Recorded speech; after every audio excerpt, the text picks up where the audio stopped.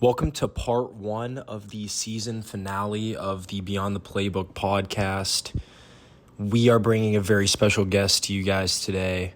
Will Compton, former Cornhusker linebacker, former Titan, former Raider, former Redskin.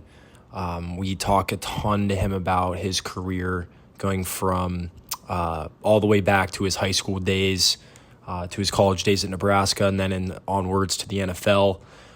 It was a super awesome interview down in Nashville. We're gonna be releasing in two parts, so stay tuned in next week. But we appreciate the amount of support we've gotten up to this point. Let us know what you guys would like to hear from us from season 2, and make sure to like, subscribe, engage, save all of that. We really appreciate it. That goes a long way. And here is part one. Here we go. Yeah. What? So recently we went up to like 2 pods a week. Yeah. And I got a lot of the time I got to work around Taylor. Yeah. What are they doing right now? Are they in They're minicamp? in OTAs. Oh, They're okay. in OTAs, but Taylor hadn't been going. He goes next week to OTAs. Okay. So he didn't do the first phase. He doesn't have to, or he just chooses not I think chooses. to? Yeah. You know how some of those bigger money guys are. Yeah. But I Yeah, feel it, though. What do you think about the? Can I just Are they grab gonna? this? Is Vrabel gonna sign you or what? Oh, I don't know. Are we rolling? Yeah, No. we're rolling. We can roll. Oh, I we're don't care to rolling talk about already? Whatever. Yeah. Oh, Can okay. can it hear me well enough, or should I like put it more in front of my face? All right. Yeah, we You should guys be just good. let me know. Don't be shy. All right. Do But I yeah. think Vrabel's gonna sign me? You He's a said you were coward. you were He's a calling him coward. out. Yeah. Yeah, he's a coward. No, I don't know, man. It's interesting. I feel like everything I've done like the last couple of years, and I'm getting older. Like I'm 32 years old. Like Coach Bo I'm sure can tell you. Like I'm not in those rooms, but like I feel like I'm in the box of if you need somebody that can like play at the drop of a hat and be competent, you don't have to worry about somebody coming in. You know, if you're a team who's like winning in the middle of the year, versus if you're losing, you're probably thinking like, let's get some young guys in, let's get some future contracts signed. But if you're like on the verge of like winning, you're doing well, like you can make the playoffs, and something happens to like a starter or something, and you need somebody to come in ASAP, I feel like that's kind of like the list that I'm probably on. Taylor So- can't give you a little pull. No, if anything, I think Taylor hurts me. Why? Just we have busting with the boys. You know what I mean? It's like Well, now you're we, doing we, live shows we goof too. around a lot. Yeah. And oh, I'm yeah. more out there than he is, like on the internet. And like some coaches, Yeah. like not that Vrab dislikes it or anything, because he texts me all the time. We laugh about a lot of stuff. I mean, he came on the pod. Yeah. He's awesome, but it's more of like, Yeah. Well, people see it but, as a like- distraction. Like, I mean, yeah, like you know it's- how and he it's, is with it's a, social it's a, media. It's a culture thing too, right? Yeah. Like if Bo was running a team right now, I'm sure he wouldn't like think twice about my level of like capability of playing, but like, hey, where's your head going to be at the whole time? Because he's got to worry about the culture of everybody else in the building. It's Yeah. not of, oh, we want to sign Will or don't sign Will based on what he's doing. It's just like, you know, what's worth it and Right. what's not type of thing. Like you don't want to be a distraction. Yeah. And the way I am when I'm not on a team, if a coach doesn't know me, like to me, I think if a team signs me, it's going to be somebody who already knows me very well. But if you don't know me, like you could think like, oh, he could be like a distraction. It's kind of the. But yeah, I feel like now at this point, like you've proven yourself like with a number of different teams, and Yeah, which I think helps me. But again, I think like if somebody brings me in, it's going to be somebody on one of those staffs that like know me or. Don't you comfortable enough think doing though that I mean I don't know, in this world of the NFL, are most of the guys out there on social media? A lot of guys are, yeah. But a lot of guys aren't like, you know, we have I wouldn't call it an NFL podcast, but we're active players like doing a podcast in the NFL. So we'll talk about some things. And me, when I'm not playing, like I'll speak on things that are a little more current, which, you know, guys don't like have that or like do podcasting on top of it. Like I think everybody's welcoming the whole social media aspect now. But as far as like doing stuff like a podcast or having something else that like takes up your mental, like just the look of it, it's like Does it become a distraction for some guys? Honestly, social I don't media. think I know you. I don't think it would ever become a distraction for you. But do you think it distracts some guys? Social media? Yeah. Yeah, I do. And I think it doesn't distract me now, but it doesn't mean it hasn't at some points in my career. Like, because guys look at stuff. Guys want to know what people think about them and how they're perceived and everything else. And if you feel like you played a good game and you go on there and you just see people like trashing you. Oh yeah, and you doom it scroll. It just affects you. Like it just, whether or not you actually give it attention, like in the grand scheme of things, in those moments, you're like letting it play into you. Like if I play a technique or I make a bad play or something like that, and you were to bring up the play next week in meetings, I in my head it could snowball to where, damn, everybody knows that this wasn't a good play. Like these people are trashing me in negative with negative words, whereas you're coaching me. But when you're in the room with everybody else, a player doesn't necessarily, like, a player's gonna think like, damn, I'm probably getting shit on in the coaches' rooms too. I mean, you said that at Nebraska, that like whenever guys would see that, you know that affects the team, as a whole. Absolutely. I mean, I think, yeah. You I said think that on Will's everything podcast. does. But even in, I think that right now in college football, I think the reality of it is people who don't know what goes on in the locker room, most guys, when the game's over, they run right to their phone to check their social media. Yeah. To see what. And I think that's freaking crazy. Like, Yeah. But that's the world we live in right now. Yeah, no, I think that's true. I think a lot of guys do that. They'll like type their name in the search bar. I've been a victim of it before. And even when it was before social media, it'd be like message boards and everything else. Like you want to know what writers are saying about you, Yeah. especially young guys. You know what I mean? Like you don't know any different. Now with the world of like college football and NILs and everything else, like I'm sure those guys are very aware of everyone's opinion, because you're young, right? Like you want approval from everybody when you're a young guy. Yeah. No doubt. Plus, like, whenever you're involved in, other business ventures, like your brand, it matters a lot more now. You're not just representing your university. You're representing all these other, businesses that you're collaborating with. Right. Like if you're Baker Mayfield and all that drama's going on about you, and then your Progressive commercials are running every Sunday, like I'm sure at some point, like, you're just like, damn, I wish these wouldn't be running right now, because I don't want anybody thinking I'm doing anything else. Now, the important people know you're not doing anything else, but there's still something about, like... They think that that's happening, like, in the current... Right. Yeah, they think that that's... It's like a podcast. Like, we can take Right. a couple hours to do a podcast, but if not, I mean, you're either playing video games, like, you're not in the playbook literally 24/7. Like, you're doing something. And if not, like, your coach is wanting you to do something to get away for a day. Yeah. And I mean, don't you think, too, because of that, I mean, I was talking about, don't you think the game has become dumbed down a little bit? Dumbed down, like, schematics? Yeah. Yeah, I would agree with that. But I haven't, like, I wasn't in the game as long as you've been in the game. You know what I mean? Like, I've played, like, to me, and this is my opinion, I think what we did in Nebraska was more, and we didn't have a lot of calls, but there was a lot of wrinkles in every call that we did have, to where you could be a D coordinator, you could be an offensive coordinator on the field, because you understood what was about to happen to you when they had personnel and when they broke the huddle and they lined up in formation. And the NFL is way more watered down, and you get more time. So I would say, like, yeah, it's dumbed down a little bit more, but I've only been on a few teams, and I've only been around the NFL for like 9 years. what's been your favorite defense to be a part of schematically, like fitting like your play style? Like you ran a lot of. I think what Titans. helped me the most was like was in Washington. What helped me, dude, was just being prepared off of you guys. Like I would legitimately game plan our offense in training camp and mini camp.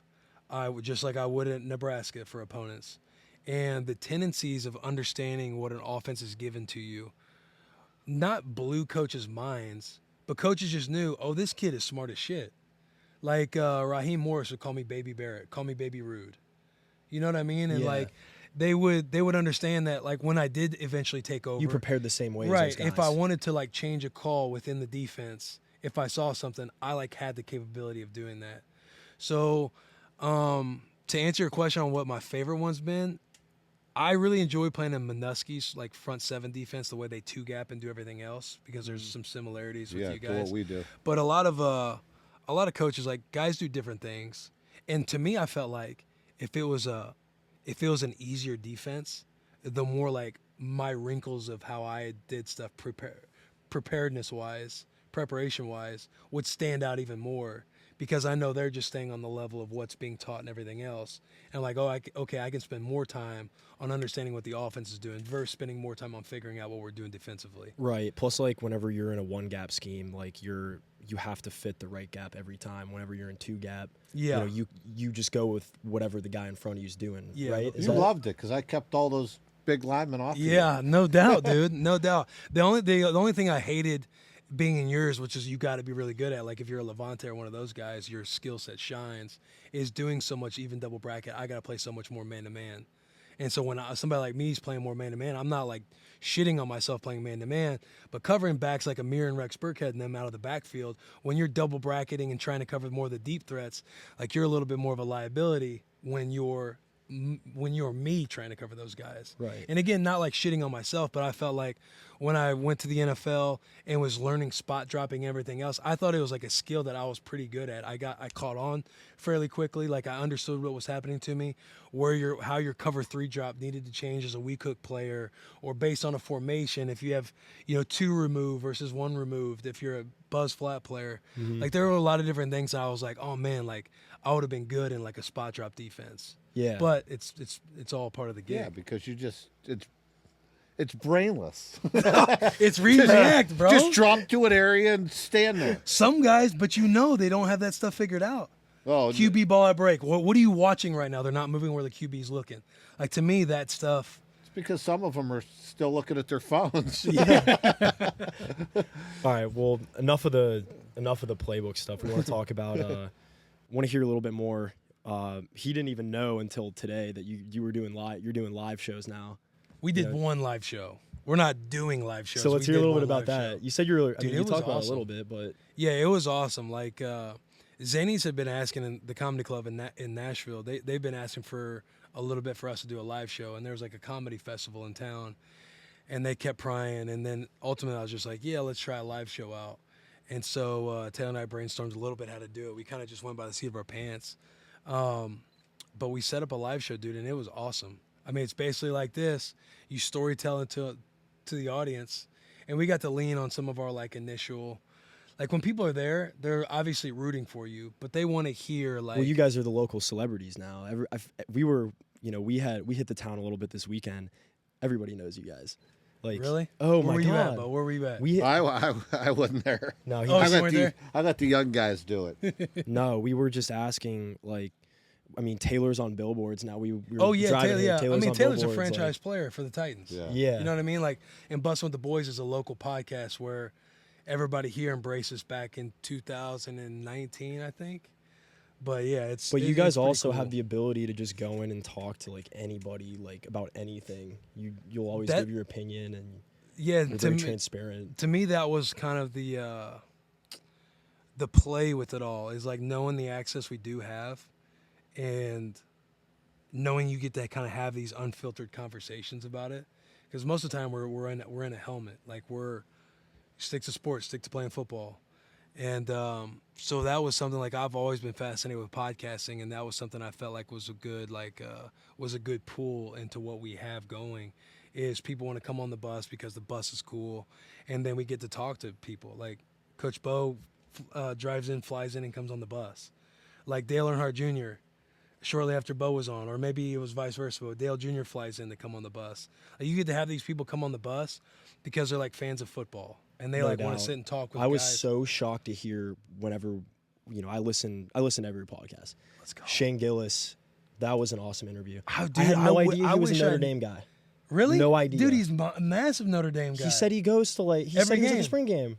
I was like, oh my God. Dude, that's insane. I wish I had known His about cousin him a played little or bit something? more before he came on the bus, because he is a funny bastard. He dude. was so funny. Oh, it was a You great gotta interview. watch his stand up. Shane Gillis. Oh yeah. Shane You'll love Gillis, his you gotta stand-up. watch his stand up. It's on YouTube. It's not with a network, but he's hilarious. Right, and I didn't realize he was like so into like sports and stuff, and Well, that's he another played. thing. He played at he played O-line at West Point. Okay, Is that a Oh, school? really? Yeah, he Yeah. played O-line at West Point. but I guess his What do you mean cousin. it's out of school? West Point. Sounds like a high Yes. school. It's the Army. It's the U.S. It's a military academy. For the love of God, it's out of school. I got the education under you, man. Shit. Yeah, what was that like? Did he ever class check you? I don't know if he We ever talked to Lamorlo. I don't know if he ever class checked me. Like when I was How did young. you get away with when I was- skipping class? I know you skipped class sometimes. Well, yeah, 100%. Because you weren't allowed. You weren't allowed to skip one. No, anything. you were not allowed to skip class with Coach Pelini. But the way I was able to skip class, and it's same with like fish. Like some of us will talk about it. If you were in the, if you were ahead of your education to where I graduated in like 3.5 years. Yeah. So if you were ahead, you were in all these general classes where the majority of football players were. You're checking the majority classes. You're checking where if you got at least 10 guys in there, let's go check yeah. the class. I'm in classes where there's only a couple of us football players in there. So in our head, we knew you weren't going to waste your time to check those classes because you're probably thinking we're going. I wasn't worried about you and Sean Fisher. I had a lot more problems to deal with than that. Yeah, so that's how I would get away with skipping some classes. I didn't skip a lot though, but I did like Well, my you senior year couldn't was in good. those classes. Yes, yeah. Some What of did those you classes study? could. Business administration. Yeah.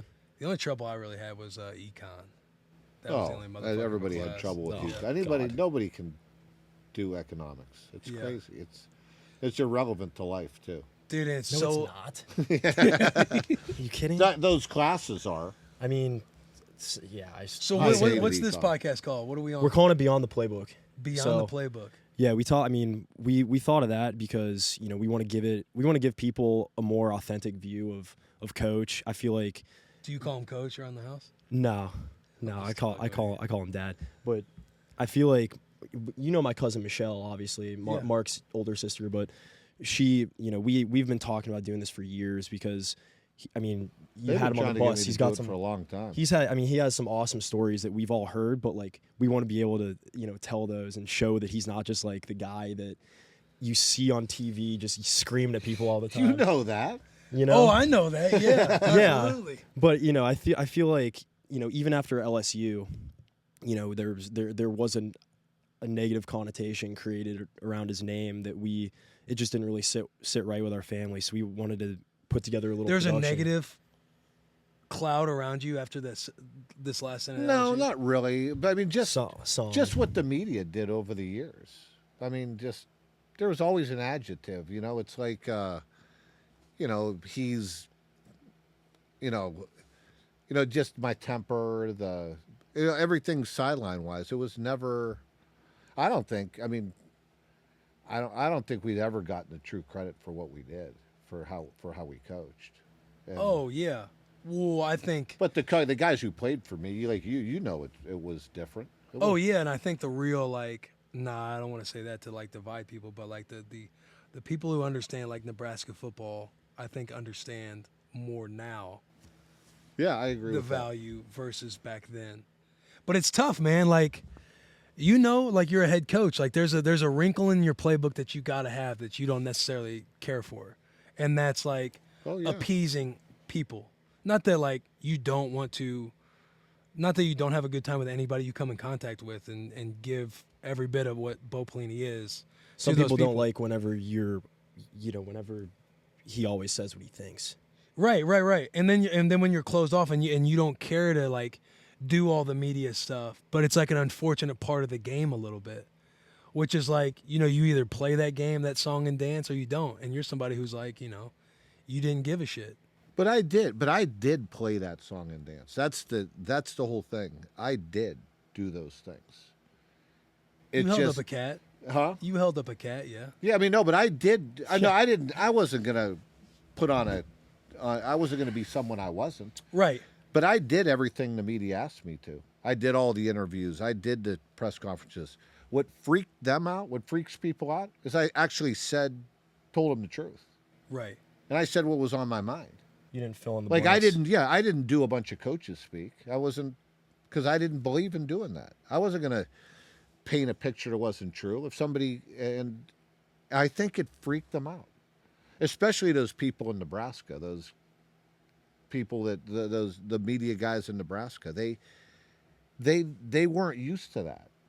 And so therefore, it kind of took on a life of its own at time. But I don't worry about this last Nebraska or LSU thing. I mean we weren't very good defensively, but we had COVID, we had lost all our guys. Oh yeah, you kind of. We couldn't run. You know, I mean, you know my system. You better have time to practice it. Oh, 100%. We didn't have a spring ball. We had a limited camp. We had all kinds of things going on. It was remarkable. And some kids that probably don't care to play. What? Some kids that probably weren't caring that they weren't having to play. Oh no. Like trying to figure out more ways to not work out or. Oh, it was crazy. The whole experience was ridiculous. I mean, it soured me on football, on college football. I'll put it that way, because I was like, this is a joke. It affected so many different programs too. Yeah, but it really affected us. They were coming off a national championship, and we didn't have higher. half our guy. I didn't know from day to day who was going to be there, and you can't play my system without practicing it, without having guys understanding it. And people say, "Oh, your system." I'm like, that wasn't our system. It was the most dumbed down thing. I was like, this is terrible. Yeah. So I don't really worry about that. But what he's referring to, and what sometimes the frustration is like, especially the people that know me well, they got frustrated that people never really chose to know who I really am, and me, it doesn't bother me that much as much, but yeah. But I do. There are a lot of things that have happened and that I'd like to have my say on. And I think that's what's cool about the podcast. Yeah. Like, if you don't have your say on it, then they write the narrative. Yeah, exactly. You know what I'm saying? Like, exactly. The way it ended with you and LSU, like, I don't know all of that stuff, but I know you and Coach O have a conversation and that stuff goes out. If nobody really speaks on it, they can write however they want to write it. Right. Defense performed this way, like this was a quick in and out, like, and nobody's happy. And if nobody speaks on it, then the narrative to gets written however it gets written, and then everybody feeds into what that shit gets said. That's why I think this stuff is kind of important. I've never been one, even when I left Nebraska.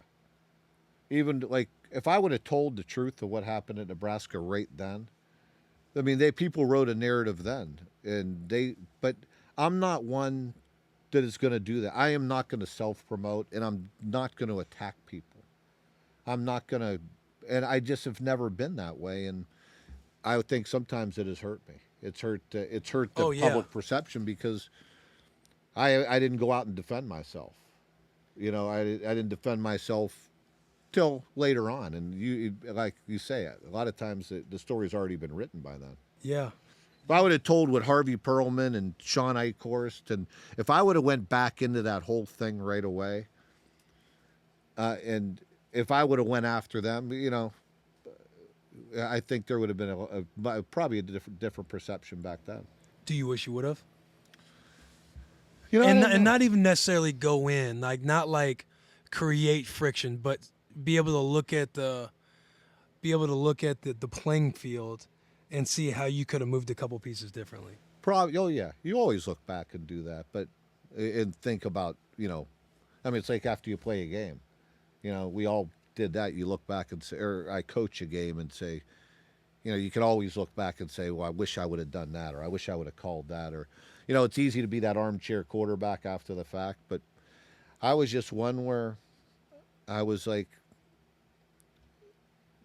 whatever, I'm gonna ride off into the sunset and take the high road.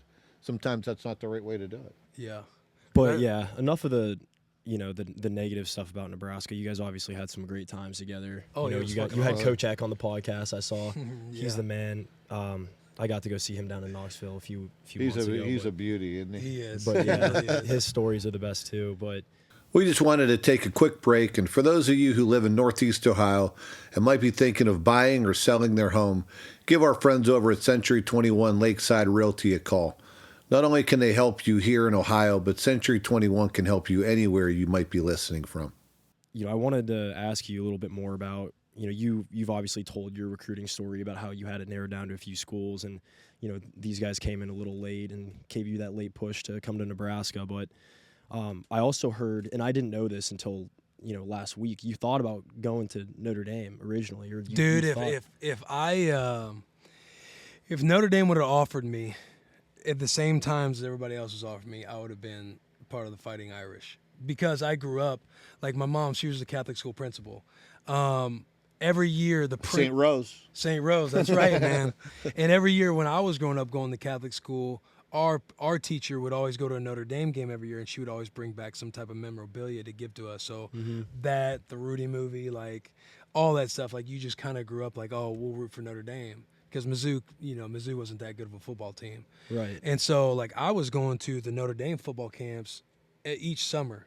As a sophomore, as a junior, I went to their senior camp to try. I got in front of Charlie Weiss's. Is that who the coach was at the time? Whenever they came in late, right? Offered you? Charlie? Yeah. Coach Weiss? Yeah. That's- He was part of that staff. And I'm So it was like, right before Coach I'm like, Kelly. dude, I'm doing the most to try and like get their attention. And they just didn't offer me. I was a back burner offer. I was just like, if somebody didn't commit at the Army games and stuff like that. And by that point, like Nebraska, like Mizzou, Iowa, Illinois, like the Midwestern schools were making big pushes. And Illinois went to the Rose Bowl that year. Mizzou had Chase Daniel and Jeremy Maclin, so I had some in-state pressure. And I was just kind of like rubbed the wrong way by Notre Dame. But yeah, I was. That's sounds ironic. like a similar story to him. It's exactly what I mean. I was enormous Notre Dame fan growing up. Really? And I didn't hate Ohio State, but I was not an Ohio State fan growing up, and so there was a coaching change. It was when Lou had just taken the job. They got rid of Jerry Faust was the coach, and I was offered under Faust, and there was a little bit of a lull when there was a coaching change. So I kind of started drifting away from Notre Dame, and then they came in and offered me, and I was getting ready to go on a visit, and the position coach came in and just rubbed me the wrong way, and I canceled my visit. Why? What'd he say? He said, hey, he goes, when I first watched you, I wasn't sure if you were good enough to play at Notre Dame, but then when I went through the recruiting process and I asked everybody who the best player they played against, your name kept coming up, so I figured I better recruit this kid. Oh, was I pissed. So, needless to say, I didn't go on that visit, and that was it. Grandma was Because you know me, I'm pretty black and white. Were you that way as a young player? Oh, yeah. I was exactly the same. That's so funny, dude. What a Bro, grandma. when I was in fourth grade, think about this. I was in a basketball tournament. Luckily, my dad wasn't there. It was just my mom. And it was playing. I was actually playing against, Mark Stoops. He and those other guys, I played on this, like, travel team, and they played on a different team. And we were in a basketball tournament. They were a year. I was playing up. I was, like, fourth grade, playing the fifth graders. And I fouled out of a game in fourth grade. And there was, like, a minute and a half to go. It was a close game. And I kicked like half the bench up. I kicked just threw the chairs. I was mad about the call and just chucked the chairs. I threw them down. Oh, I still remember. I mean, think about that. You wouldn't see that in fourth graders right now. Oh yeah, just tossing shit. Yeah, over. and I remember we were riding from that game. So we lost. We got go in the finals. So we were going to another game like across town. I remember driving over, and my mom kept turning around, looking at me, and saying, "You're lucky your father wasn't here," But that's who I was.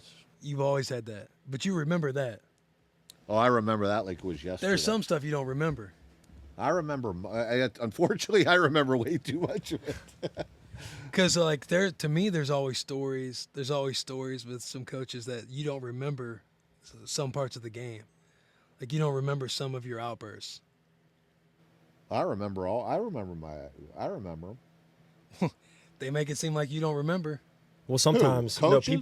people say that like you'll blow up on the sideline, like you'll have like a rant on with some officials, and then some coaches say that they like blacked out during that moment, like they don't even remember. The next day they'll talk to you about it, and then you'll be like, oh, I said that. Did that ever happen? Like you just kind of like forgot about? I wasn't worried about what they were saying to me. Yeah, I mean, but I remember those things, but I wasn't like gonna sit there and rehash it. I mean, I was like, it happened, Yeah. What was the biggest like chew out moment that he ever gave you? Oh man, there's a few, but a lot of times like I would mess something up. You know what I mean? and you just get reamed. Like Carl was Carl push pretty you the mean. hardest. Yeah. Carl was just kind of like he'd be kind of disrespectful. Coach And- Carl. Yeah, and like Like mine was usually very quick, and then on to the next thing. Would you agree with that? yeah, I would agree. But you're hey, my man, when you get, I know you probably seen know. the tape out there. No, I believe me. Penn State. I was going to hold you accountable. Penn State, there would Coach O'Brien. They would always have a tight end heavy offense, and they had versatile tight ends to where they could flank him out. They could put him out wide. They could put him at the 1, the 2, anywhere. And that was a game. That was a wild game because we got lucky on a fumble where we ended up winning that game. But the first series, they drove down and scored on us, and it was kind of like they tempoed us. And we weren't necessarily like preparing for a lot of tempo, but they tempoed us and they kept us in like base personnel. We're trying to check like undercover one. What was that? Vegas? Yeah. We're trying to check Vegas. We're trying to do a couple things, and we couldn't get on the same page. So they drove it down and scored on us. But everything was, it was like, all right, like they got the first one, like let's just fucking regroup. Bo comes over and he's like fucking mad as fuck that they just went down and scored on us. And this was when I was a senior. So it was like when I was younger, you're kind of just like, fuck. Yeah. But this was something I'm like, yo, I know You're a we're gonna be vet. Like fine. you're like, Yeah. Yeah, like he's yelling, and it was my first time kind of yelling back and forth, and then he just kind of taps you on the head and goes.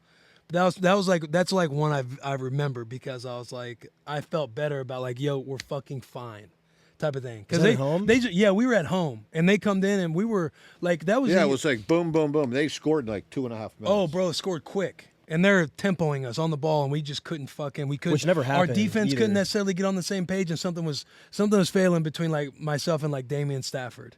And so when Bo was coming over getting mad, it was more of like being the linebacker, you're thinking more of a personal thing. And me, I was like, all right, I'm fine now. Like let's just so the whole defense doesn't think we're getting yelled at. Like this is my fault type of thing. Yeah.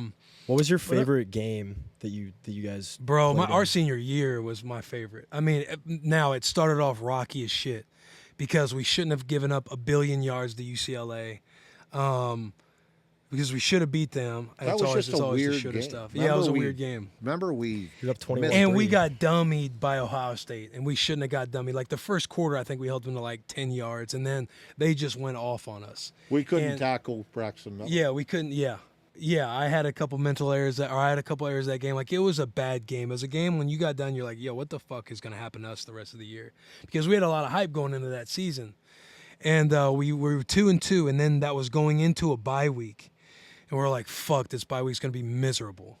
Because we're gonna have to practice. Bo's that's gonna put the the fucking worst. pads on us. We couldn't tackle Braxton Miller, so when you can't tackle somebody, like you're gonna have to put pads on and do dumbass tackling drills. This is me saying it now as a player. And Bo comes in. He's like, guys, if we want a fucking shot at anything, we're going to have to win out. I got nothing else to say to you. If we want a shot at anything, we're going to have to win out. And it was a short meeting, and he left, and like we have the dog, we could practice. Dude, we won the rest of the fucking year until the end. Yeah. And we had 7 fourth quarter comebacks. 7 was awesome. fourth quarter comebacks. Yeah, And it was one of like yeah, that's why just all close. that's why games. there's no like there's not like a game like there's a couple like Michigan State was awesome because I made a couple big plays at the end like sniffing a screen and doing stuff to where we won. The offense scored at the very end but there were like that whole year it was kind of a testament to like our senior class because we didn't have a lot of talented guys like No. We Rex had a Burkhead great and culture Damian on that team. Yeah, Rex Burkhead and Damian were the only 2 drafted cats that year, and that was a 5th round, and Rex was like a 6th round guy. Right. And we just didn't have a lot of like talent, and we were just deep at a senior class, and so that was probably the most memorable year. It just fucking sucks that we got destroyed against fucking Wisconsin in the Big Ten championship. Yeah. I mean, But we were hurt at the end of the year. We had injuries. We had guys. I mean, Cameron Meredith was playing full-time 3 technique and at 250 pounds against. Yeah, I mean, that's true. he I was mean, what usually we, the end. what you guys did. I mean, I felt so But bro, great we about that beat year. them. We beat Wisconsin that year, I know, but we were a different team. and in that- 3 in running that. backs had 200 yards rushing. Well, believe me, I know. But remember, at the end, we weren't the same team at the end of that year. We went through a lot of. At the end of what you guys accomplished We were beat out. That team was Yeah, beat out. that's true. Oh, we were. I do banged got up. a question. Why didn't we ever adjust in 22 speed? What's Because that? we Is had, that something you think about? No, because I knew, because we had. I mean, this you don't want to hear this from a coaching standpoint. We had guys there. Oh, and there was one time I was one of No. them. But I understand what you're saying. But we're still in space tackling. No, but what I'm saying is, like when you've committed, I know when you, like now, I've learned over the years. Now I know how to get an extra guy out there. Yeah. But Yeah. on the spot like that, you hope that you make those tackles early in the game, So that and way then you ain't going to confidence see is- it anymore. Right, because that happened in the first game, and we tackled it right there. They were backed up. And we didn't see it the rest of the game. There was like Is 21, that the 22 speed when they run the revert? Like yeah, the they outside would run jet Yeah. sweep and Yeah. run off a zone off of it. And they did it in the they first game. We tackled it like the first 2 times, and we didn't see it again. Well, and they didn't run it a lot. Like they didn't run this personnel a lot, so we only had one call to because it's like it was a light personnel. They ended up after they had some trick plays and they lived in that 22 speed and that fucking speed. because sweep. we missed the first couple tackles. They got big plays. We saw it the whole game, and it was like, what are we gonna? Because what do you do at that point? yeah. It wasn't. You know strong what I mean? storm roll, Huh? strong storm roll away from the speed. Yeah, no, but you don't know. We didn't. They were doing Right a at good the time job. in You the didn't heat. know where I've they had, were I've coming had from. a decade clearly to think Yeah, about this. yeah. Believe me.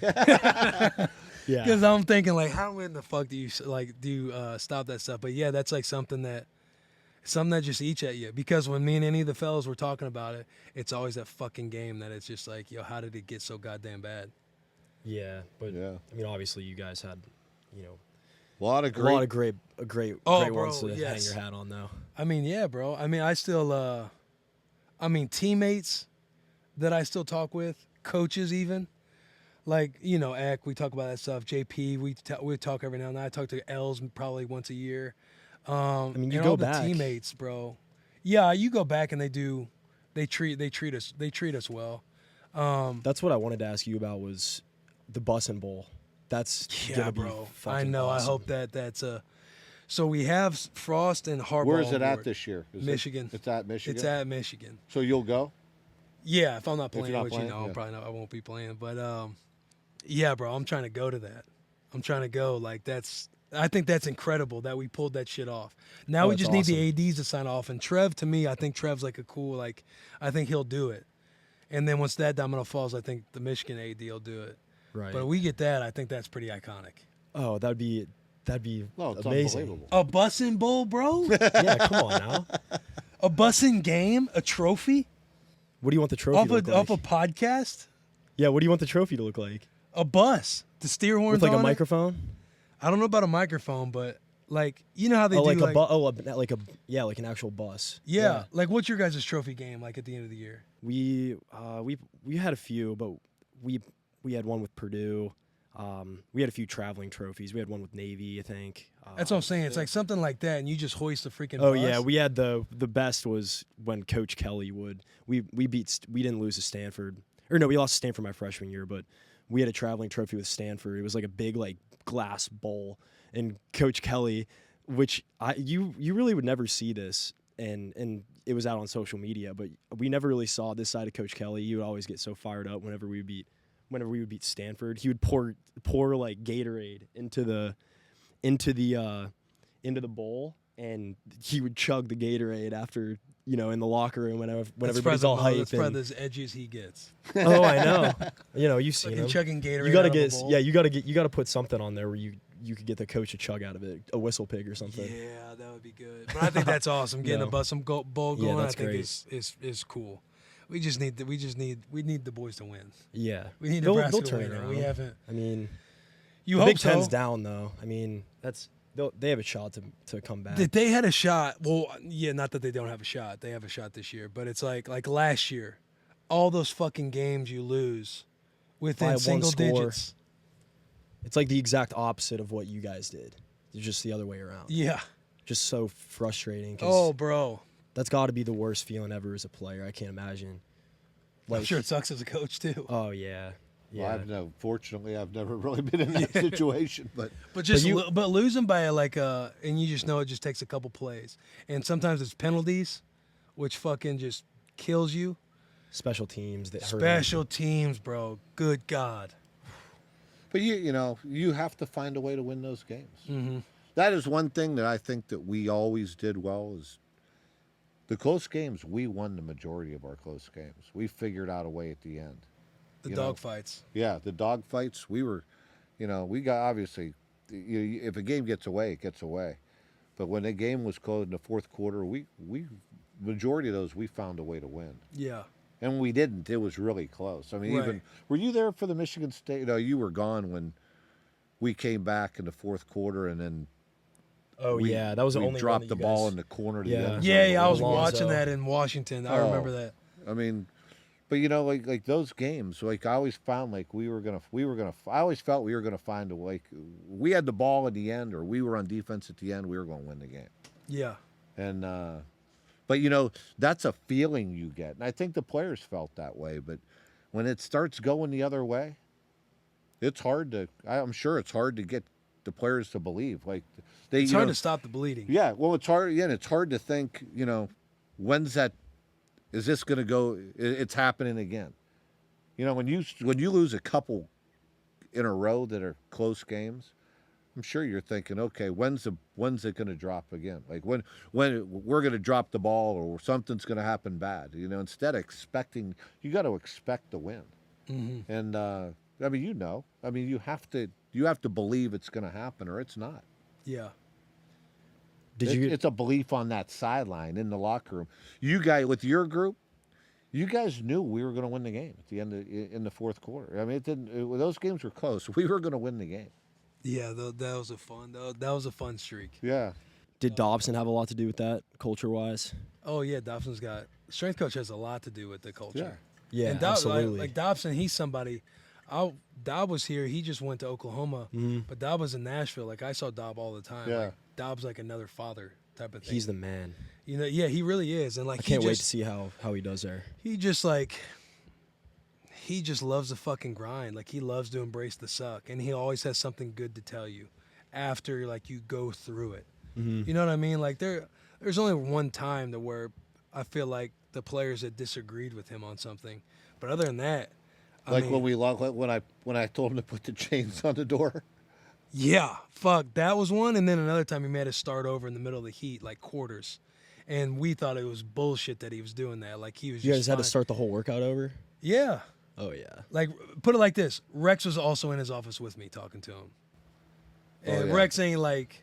Rex ain't. He's not gonna. Yeah. Yeah. Like that was somewhere where it's like, hey, I think you're making it a little too much out of nothing. That was something that wasn't very big. Because Dob's big in everybody's big in the details. But when Dob is like your dad throughout the entire offseason, coaching you as a strength coach, like that dude was. He's with you every day. Yeah, and he was about it. He's about it, and he always had good speeches. He always had good things to say. He always had he always had the right words. Like that's something I felt like he's always done well with. Yeah. And I think you came up and shit. saw me when you guys came down and the chains were on the door. We locked you out of the weight room for a week. What was that over? Because I got it on Sunday. I got it certain guys, and there wasn't a majority, but it was just guys were missing class. And I said, all right, they don't want to go to class. They can't get their shit in order.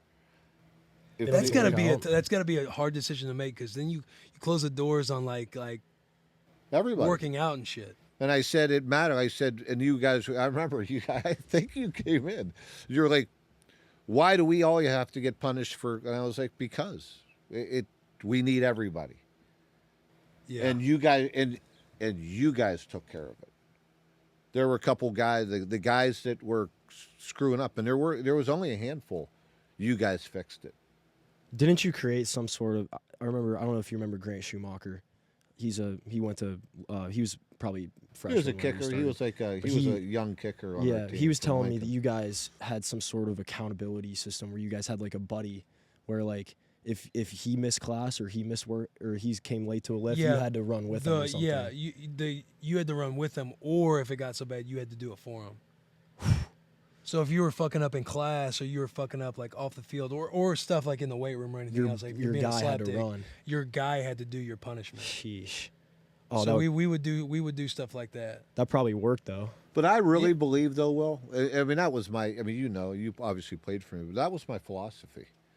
Was that if and I believe that's why we were good in close games. We were good in because our guys, you guys, our players, they went to class.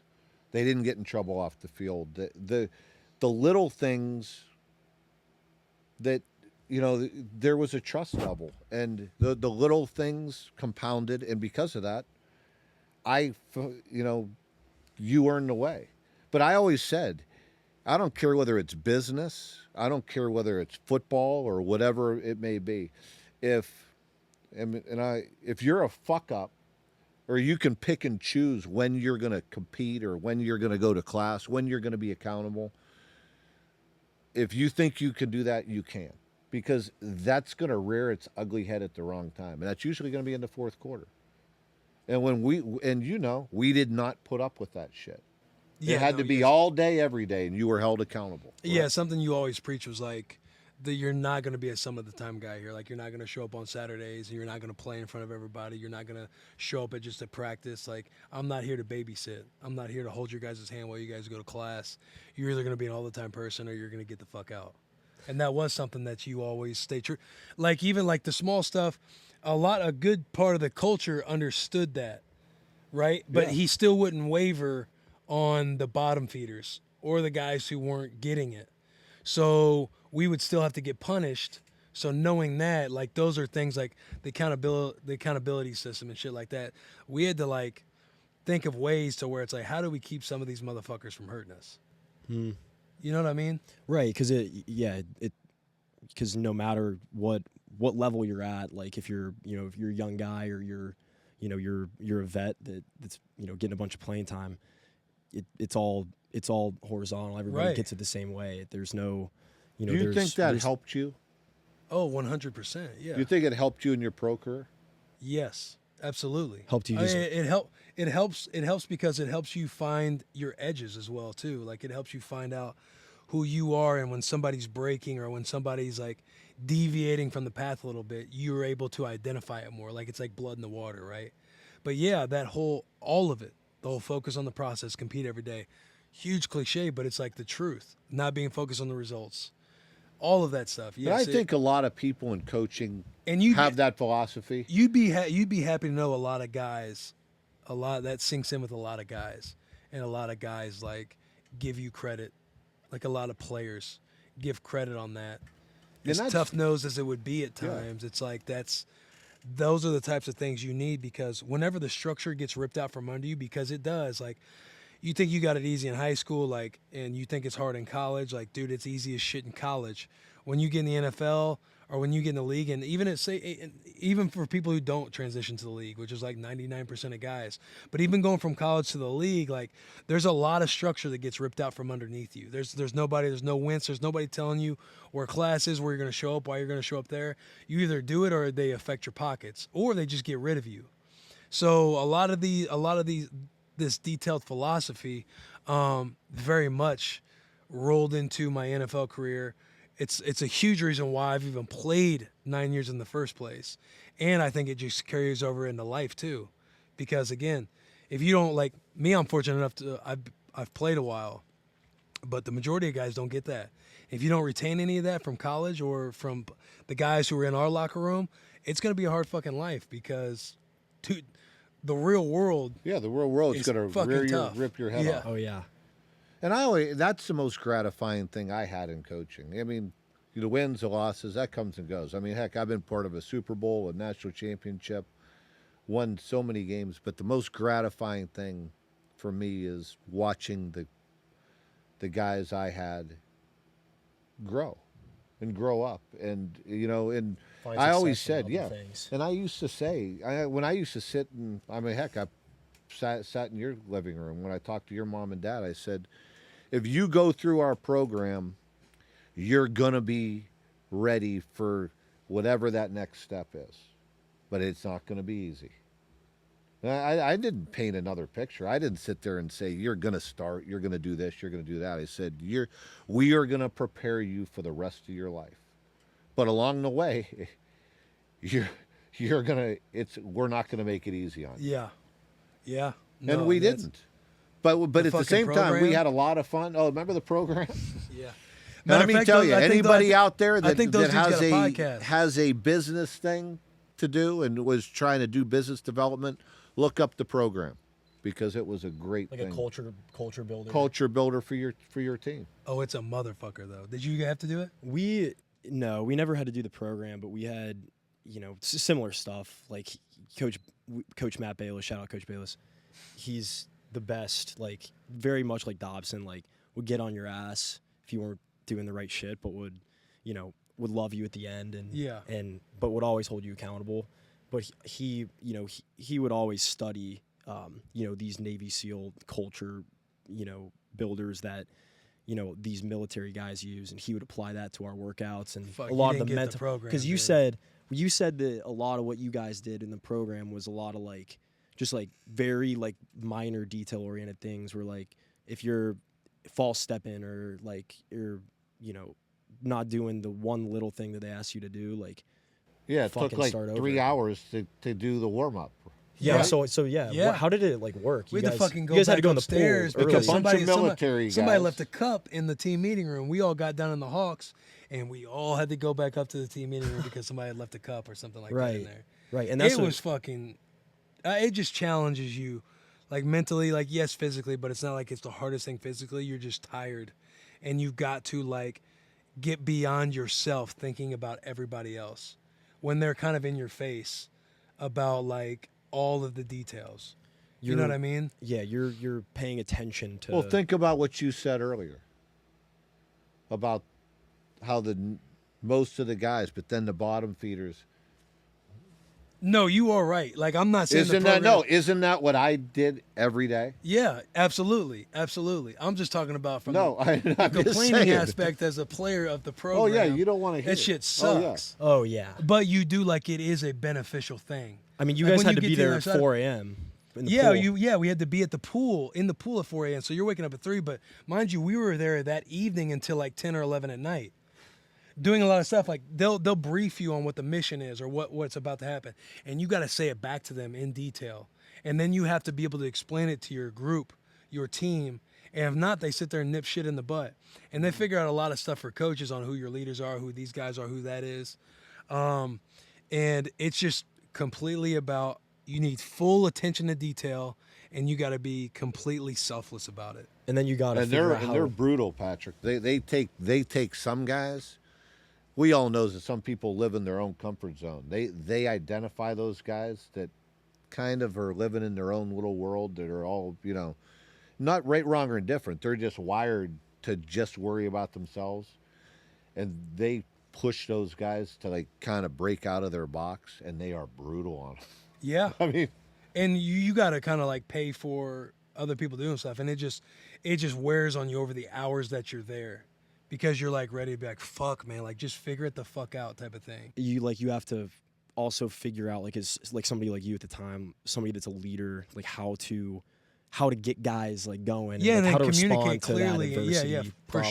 Sure. And because like some guys will just, I mean, I remember whenever I was at Notre Dame, we had because Coach Bayless, who I was telling you about, he came in after the 4-8 season, and he like if we had a leader just like bitching out one of these other young guys in the weight room that didn't really like know how to go about something, he's like, you can't lead that way.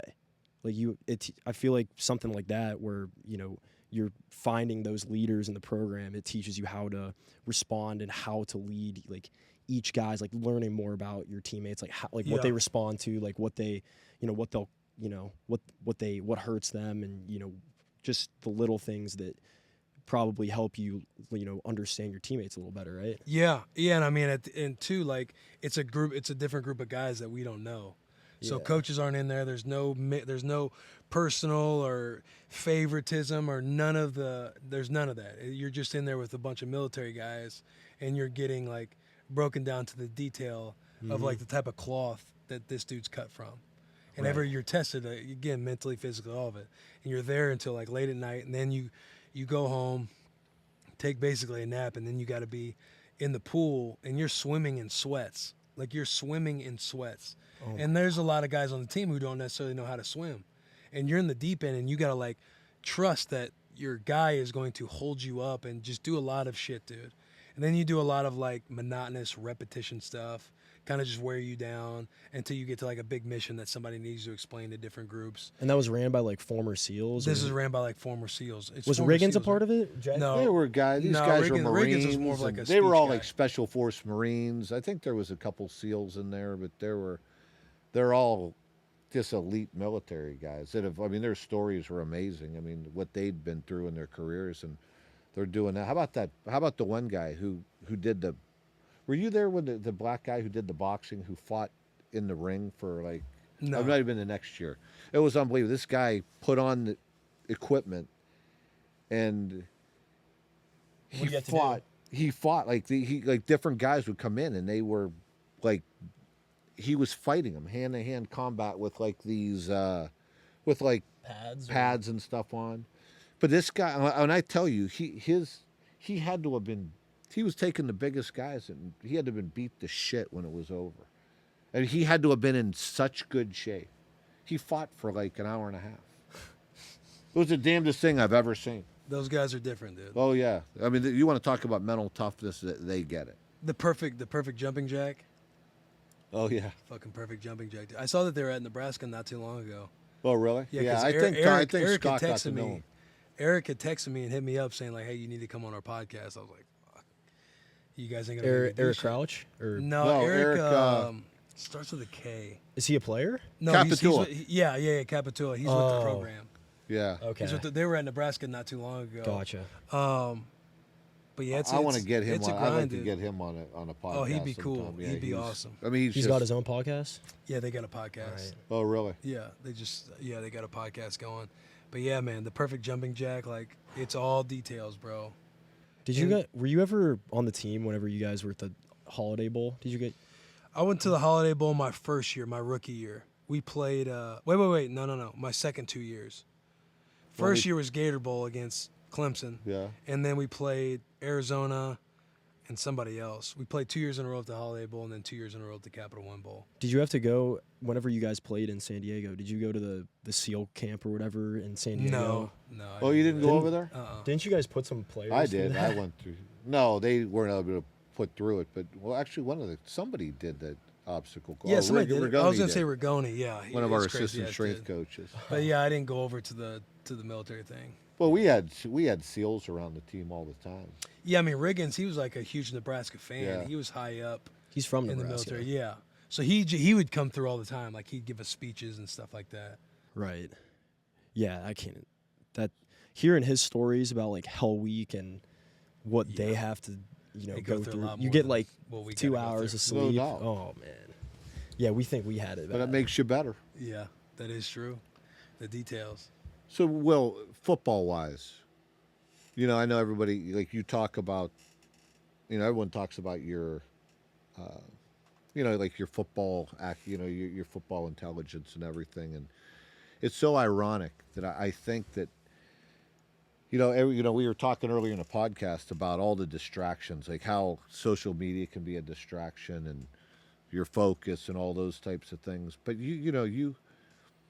I always think that football, I know I think we've talked about this, the fact that the great players are the ones that are able to have great focus. Like, because I always say that 90% of the things that are happening to a defensive football player on the field, it's all social media. It's all bullshit.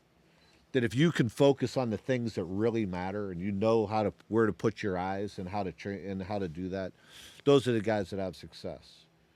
And I always thought that's what you were able to do. Yeah, I mean that's the most important thing. Isn't it amazing though the amount of guys, even some great I shouldn't say, some guys that could be great players that just can't do that. Dude, it blows my mind. Like the other day, Carter Vrabel's son, he texted me and said, "Hey, I got the scouting report on the linebacker. They had drafted some linebacker in the 6th round, and we just banter back and forth. Like, hey, I got the scouting report on on Oh Boy in the 6th round. My dad says he's you but faster. And Oh, man. I just respond, they've always been faster than me. Like you can say whatever you want. Like everybody. You're not going to beat me in the film room. Right. It'll take me 1 step to your 3 steps, because that's how much I felt like how much pride I took in the mental side of the game. Like I'm not playing 9 years because I'm like a genetic specimen. Like I understand that. Like I'm an undrafted cat playing in a position where you can get guys to run and hit all day long, linebacker. Who are some of like the most influential guys that you've played with? Barrett Ruud. And so Barrett taught me how to watch film when we were in Nebraska. Like you had a way about it. Coach L's had a way about it, to where it was in the computer, whether it was trips near gun would be TNG, and I'm like learning kind of like the verbiage of writing shit down. And Barrett taught me how to routine myself throughout the week. So like day 1 would be run game and play pass. Day 2 would be the pass game. But pass game you wouldn't spend a whole lot of time on unless it's more third down. Third down is when you spend time on pass game, whether it's 3rd and 1 to 3, 3rd and 4 to 6, 3rd and 7 plus. Yeah, all situational. All situational stuff, because it's all different. Like it's all a different game you're playing at that point. And for me, it was always run game and play action. Like if I can figure out your run game and play action, I'll be able to figure out everything else. Like pass game to me is like whatever. Like if 2 and 3 is close and a trip's set, like you'll understand a couple concepts you'll get from there. Or the only time I'd spend a lot of time on pass game is if I knew we were going to run a lot of cover 1 that week and I might be on a tight end. Okay. So I needed to know anytime he lined up, whether he was hand in the dirt at the Y, whether he was off, whether he was flexed out a little bit in a 2-point stance, whether he's at like a true wide 3, whether he's at the 2 slot, to where I would know, okay, if he gets outside of the box, are we checking rat? To where I'm just a rat player fucking on vacation. Or am I going to have to go out there and cover these guys, whether it's a running back or a receiver? I got to know everything about what they're going out there and doing in whatever spot that they're in. But for me, it was always the run game and play action pass, like figuring those things out and living in the film room the day before the first day of the week was always where I won my edges, when I say chase my edges, like those are where I won my edges, because I played a lot of the game from the neck up. Like you said, 90% of what happens to a defensive player, yeah, there's a lot of bullshit out there, but a lot of it on the field is just from the neck up, like figuring out what situation you're in. Like technique, you can coach technique, and some guys, like, they got a different step than other guys. But you got to know what your weaknesses are so you can help yourself as much as possible. And for me, it was everything in the film room. It was understanding how to cover certain guys, and it was understanding, all right, the moment I get this step on first or second down, I know it's going to be one of these 2 run plays. And so I'm either throwing my face in the fan before these guys can pull around and turn their shoulders up, or putting my guys, whether it's not even going to be a play I make, and putting somebody else in the right position to make a play. And then, like, when you understand all of that stuff, then later in the week, you're able to watch other shit. You're able to watch TV copies and listen to these quarterbacks say stuff out loud. To where when you're playing against the Jets, Eli Manning's either saying a city or he's saying the mascot in the city. And one would be a run or it would be a pass. Right? And then from those runs, you figure out like what type of, if it's going to be a zone, if it's a stretch, if he's touching his fingers because he's checking, like on third down, he wants to run like a 3 flat screen.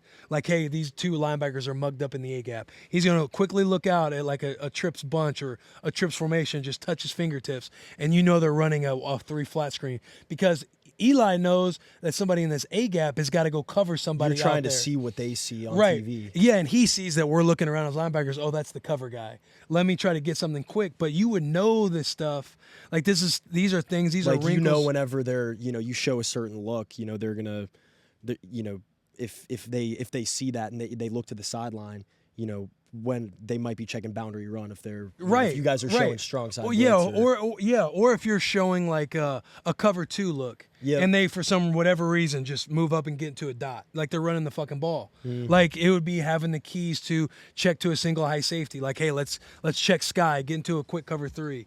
But it's like stuff like that. That's where I felt like my longevity in the league happened.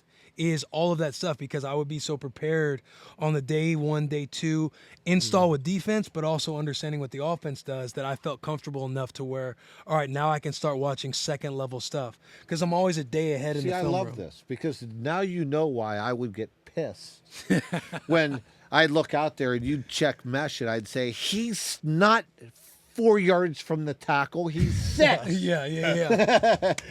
But That's what are true, you, a though. frickin' idiot? Yeah, but that's true though, bro. Like that's.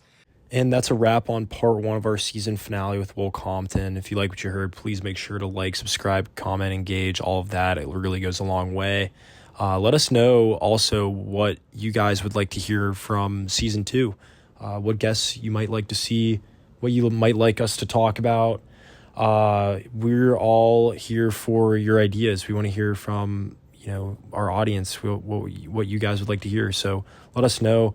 Also, make sure to tune in next Wednesday for part 2 of Will Compton.